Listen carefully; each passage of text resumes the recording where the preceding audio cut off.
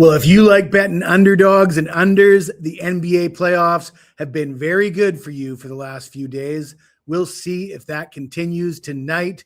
In this video, we're going to break down two games. We'll start with the Orlando Magic, up 1-0 in the series at Detroit in Game 2, and we'll finish it off with the Phoenix Suns, another big underdog on the road at Oklahoma City.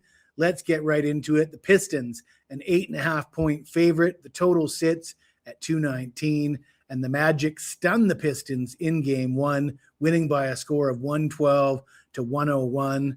Banchero had 23 points on 8 of 15 shooting, and the Magic shot 49% from the field, 29% from beyond the arc.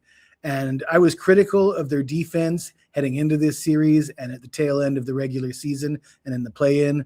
I mentioned that they had the best defense in the NBA a year ago, and then this regular season, they were just about average, and I was critical of their coaching staff. I'm still a little bit critical of their coaching staff, but they came into Game 1 with a game plan of taking away the passing lanes for Cade Cunningham, and I got to admit, it was very effective.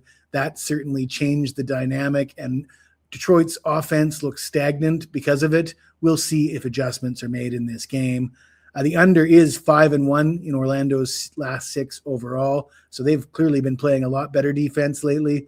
And Orlando, they're 9-4 against the spread in their last 13 versus the Pistons, and they've gone under in 5 straight overall. Like I said, this Orlando team is playing better defense. Cade Cunningham scored 39 points on 13 of 27 from the field in Game 1, 3 of 8 from three-point range. But the pick and roll was taken away. So it's going to be up to J.D. Bickerstaff to make the adjustments. The Pistons coaching staff should have worked on something to counter the defense from the Orlando Magic. I expect this to look like a different game overall. The Pistons shot just 40% from the field and 31% from beyond the arc in Game 1. We can expect some positive regression for the Pistons here. The under is 10-5 in Detroit's last 15 versus Orlando. As much success as Orlando had in Game 1, it's a matter of adjustments. I expect those adjustments to be made. That being said, I still don't think we're getting to that total of 219. I do expect it to be a low-scoring game. Detroit did rank 3rd overall in the NBA in opponent scoring throughout the regular season. Their defense was not bad in Game 1. So under 219 is one of the plays, and I'll take the Pistons minus the 8.5. I think they win this game by double digits. We will talk about Phoenix at Oklahoma City, but before we do, let's take a look at one of the comments I got from yesterday's video, because I stunk it up yesterday. Bad picks, what can I say? I don't win every day, but Damon France 2403 comes in and says, I told you. So I tell him, even the sun shines on a dog's ass every once in a while. And a very positive comment. He says, you're still my favorite college football handicapper. Man, I appreciate comments like that. We can agree to disagree. We don't have to be too over the top disrespectful. So appreciate that from Damon France.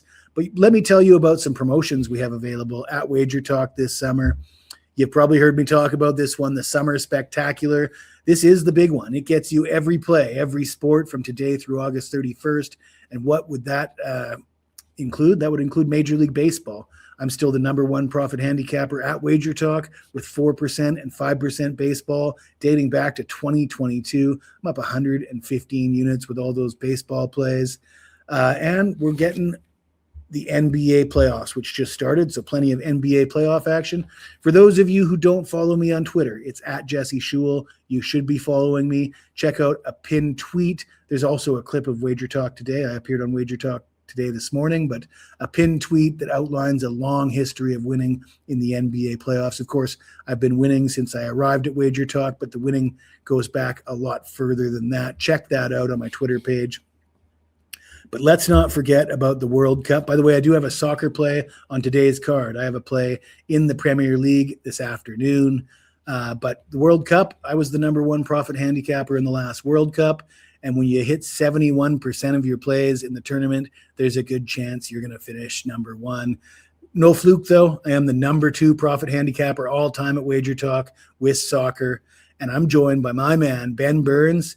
He's 100% perfect with 5% soccer plays all time.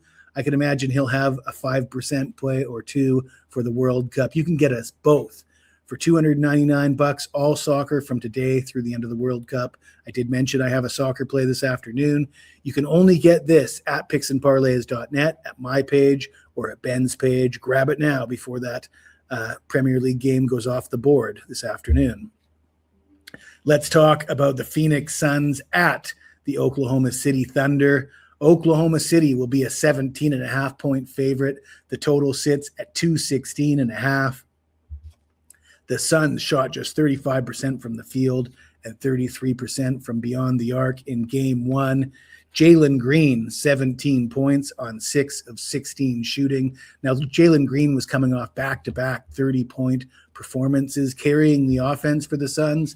I found that a little odd that they weren't leaning more on Devin Booker, but Jalen Green was getting it done. He didn't really get it done in game one of this series, which is fine. I'd like to see Devin Booker take more shots, particularly take some shots away from Dillon Brooks, who scored 18 points on 6 of 22 shooting in game one.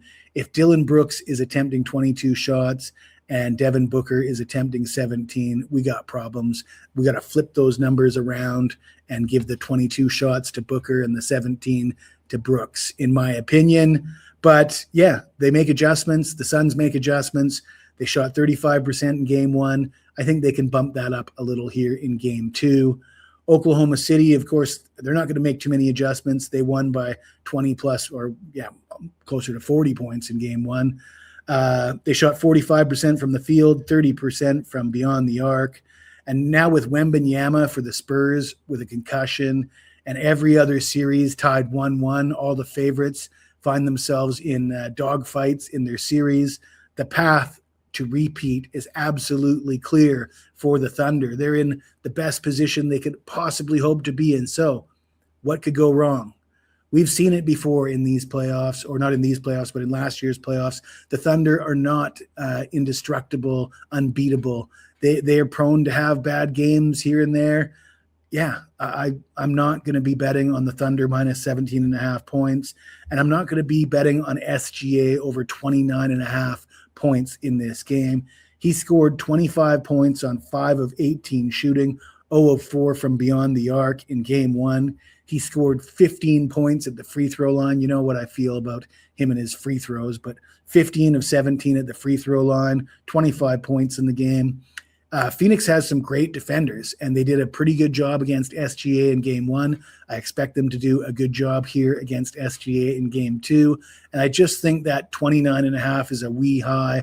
I think it should be closer to 27.5, let's say.